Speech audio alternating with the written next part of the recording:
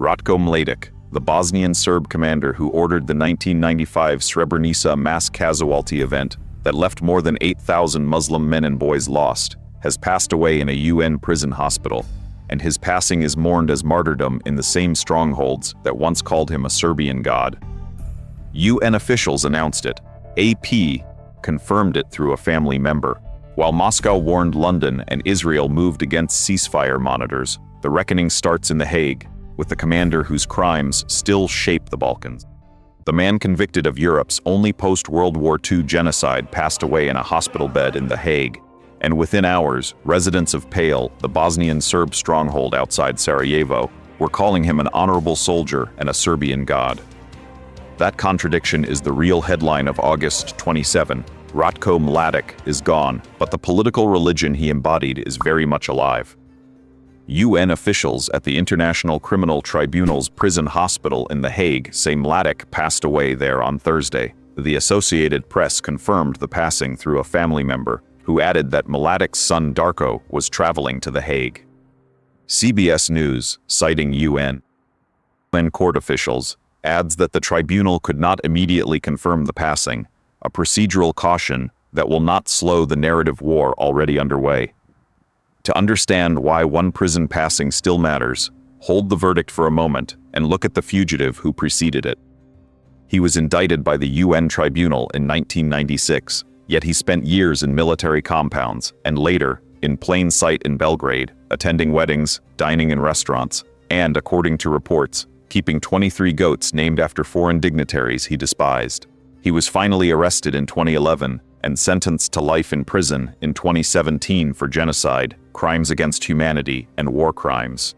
The last time Europe saw a single operation on this scale, it was July 1995 in the hills above Srebrenica.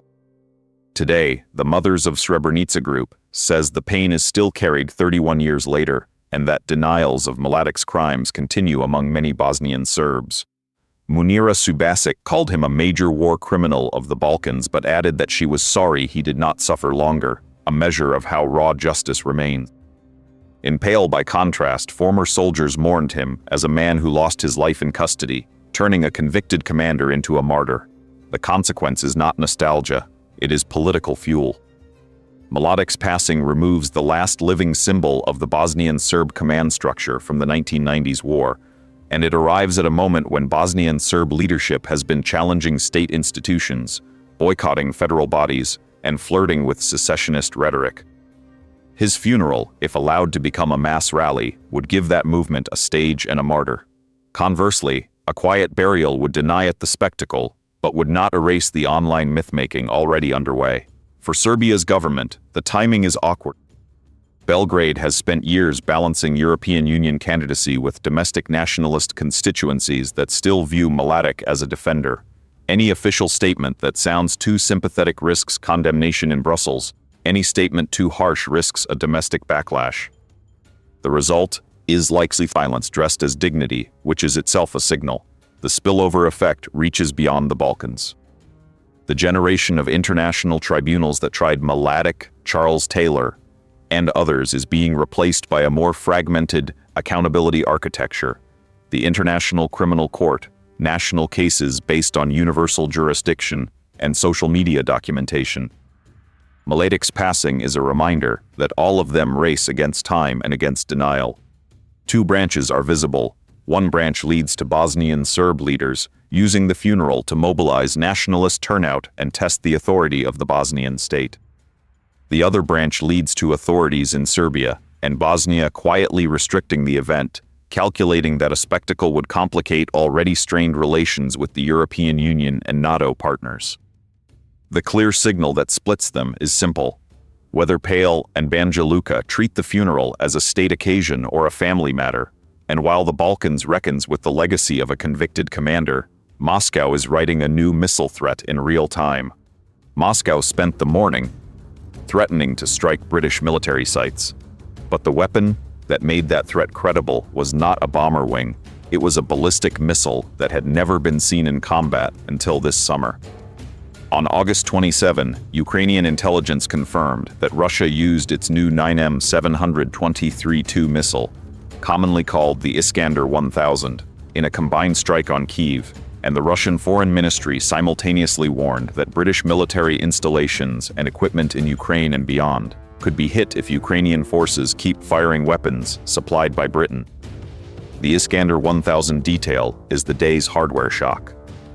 Ukraine's Defense Intelligence Directorate, HYAR, says the 9M723-2 belongs to a system designated Bora-M and differs from the earlier 9M723-1 mainly through a larger rocket motor and a correspondingly enlarged launcher.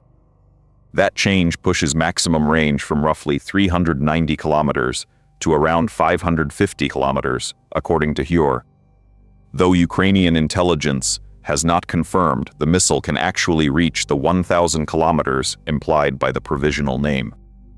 Militarny published imagery of debris bearing the marking 9M723-2, and the channel reported that Russian contracts show a small order of 18 such missiles planned for 2025 at an estimated unit price of about $2.5 million.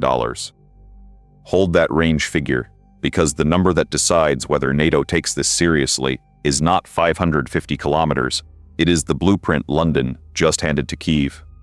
The blueprint in question is British. Andy Burnham announced this week that the UK government will release the specifications for Scalp missile components made in Britain, the French version of Britain's Storm Shadow cruise missile, so that Ukraine and France can produce a domestic version. That is a step beyond donation.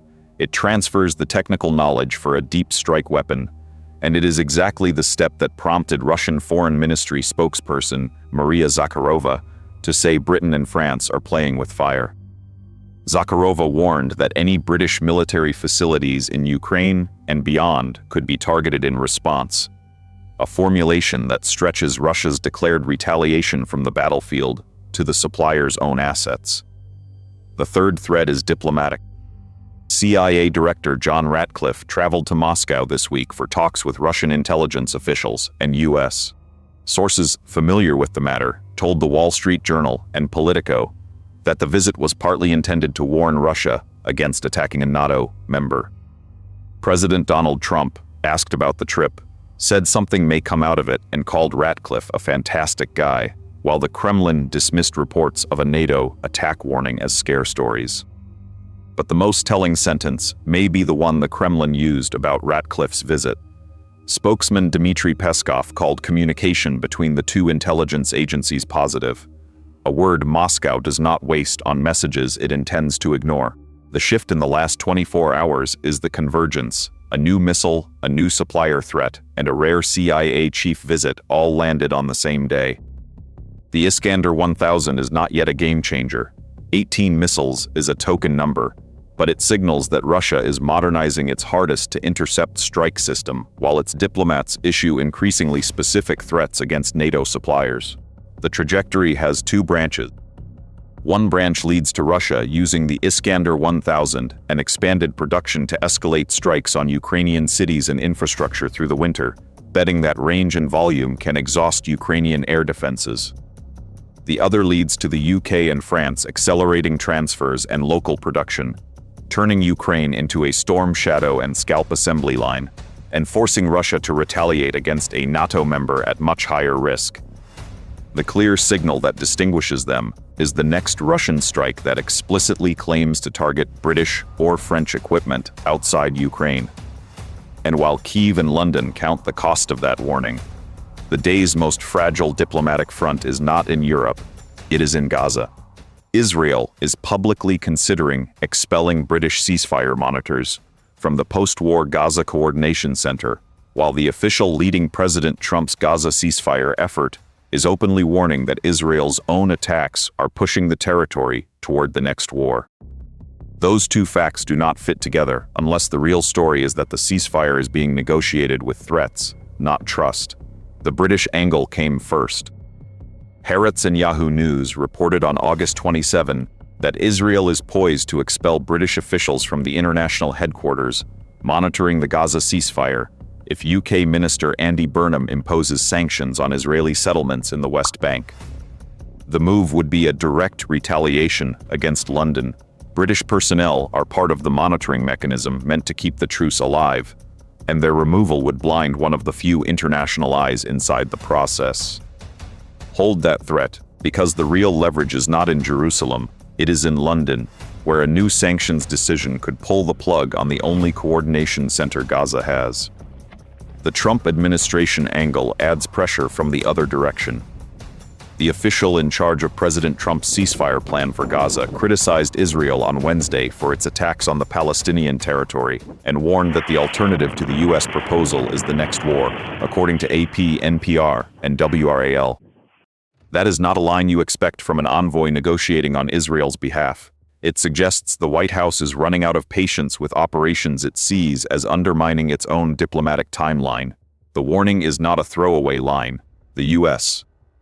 proposal reportedly includes a Hamas disarmament phase and a phased Israeli withdrawal. If either side stalls, the fallback is a resumption of large-scale operations. The strange part is that both Israel and its American mediator are now using the same phrase, next war, to pressure each other. Israel, for its part, has reportedly reduced strike intensity after a U.S.-backed disarmament plan, according to the Long War Journal, but has rejected the initial withdrawal terms, and the IDF reported 16 Gaza ceasefire violations between July 31 and August 18. The disarmament plan is the real clock. Washington wants Hamas to give up weapons and fighters as part of a broader deal, while Israel wants security guarantees before it pulls back. The British monitors are caught in the middle because their presence is one of the few concrete confidence-building measures still standing. The spillover effects are regional. Any expulsion of British officials would strain the UK-Israel relationship at a moment when London is already reviewing arms export licenses and settlement policy. It would also signal to other European monitors that their status is conditional on their government's political decisions, making the monitoring mission more fragile just when it needs to be more robust. For Hamas, the British monitor issue is a sideshow that still matters. The group has no direct leverage over London, but it can use any collapse of the monitoring mission to argue that Israel is not a credible partner and that armed resistance is the only guarantee. This is an escalation in the negotiation style itself. Israel is no longer relying only on military pressure. It is using the presence of Allied personnel as leverage against Allied sanctions. That is a new rung on the escalation ladder, one that turns ceasefire monitors into bargaining chips and makes the next sanctions decision in London as consequential as any strike in Gaza.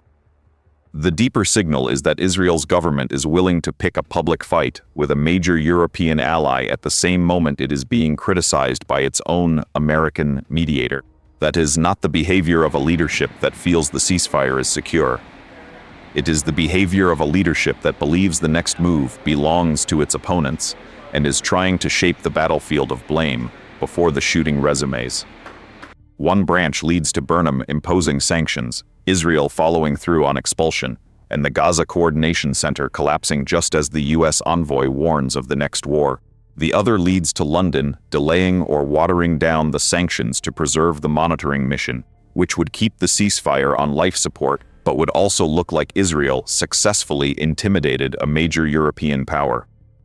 The clear signal that splits them is the UK Foreign Office statement expected in the next 48 hours. And while Gaza's ceasefire hangs by a thread, the Kremlin is quietly restocking its missile shelves, 3,000 miles to the east. The Kremlin is running short of missiles it can fire at Ukraine, so it is now shopping in Pyongyang for a weapon 3 times more powerful than anything North Korea has already handed over. On August 27, Ukraine's Defense Intelligence Directorate reported that Russia has asked North Korea for the KN-30 ballistic missile, a weapon the agency says is roughly 3 times more powerful than the KN-23 and KN-24 missiles already supplied to Russia for use against Ukraine. The request itself is the news, not a confirmed transfer. According to DIU, the KN-30 is a more capable ballistic missile than the KN-23 that has already appeared in Russian strikes, and its delivery would mark a step up in both range and warhead capacity. The agency did not specify how many missiles were requested, when they might arrive, or whether Pyongyang has agreed. Hold that 3 times more powerful claim, because the detail that makes this a Pacific problem is not the missile's range. It is who else is watching the transaction. The most important observer is China. Beijing has spent the Ukraine war trying to keep its relationship with Moscow warm without being dragged into sanctions exposure. And it has also kept North Korea on a leash tight enough to prevent a full break with Seoul and Tokyo. A KN-30 transfer would test that balance. It would signal that Kim Jong-un is willing to escalate his military support to Russia beyond artillery shells and older missiles, and it would force China to decide whether to look the other way or tighten the leash. The strange part is that Russia is not hiding the request. Ukrainian intelligence published it, which means Kyiv wants the world to see Moscow's supply problem before Moscow can solve it. South Korea and Japan are the next watcher. Both have warned repeatedly that any North Korean weapon used against Ukraine is a precedent that could be turned against them later. A KN-30 is a ballistic missile, and ballistic missile technology is fungible. The same solid fuel advances and guidance lessons Russia learns from firing KN-30s at Ukraine can be applied to missiles pointed at Seoul or Tokyo. That is why the South Korean National Intelligence Service and Japanese defense planners will be scrubbing satellite imagery and shipping manifests for any sign of a transfer. The spillover effect on the Ukraine war is supply. Russia has been firing Iskanders, Kinzhals, and North Korean missiles at Ukrainian cities at a rate that has strained its own production lines. DIU's report fits a pattern. Russia is now importing missiles because it cannot produce enough domestically. The KN-30, if it arrives in quantity, would extend Russia's ability to keep up pressure through the winter, even if its own factories fall behind. But the strategic signal is bigger than the battlefield. Russia is treating North Korea as a defense industrial partner, not just a supplier of cannon fodder. That relationship already includes North Korean troops reportedly deployed to Russia's Kursk region. Adding ballistic missiles would make it a full-service military alliance. The long-term consequence is an axis between Moscow and Pyongyang that can share networks for evading sanctions, missile technology, and wartime experience, a much harder target for any future U.S. pressure campaign. One branch leads to KN-30 missiles, reaching Russian launchers and expanding the range and weight of strikes on Ukraine, while tightening the alliance between Moscow and Pyongyang.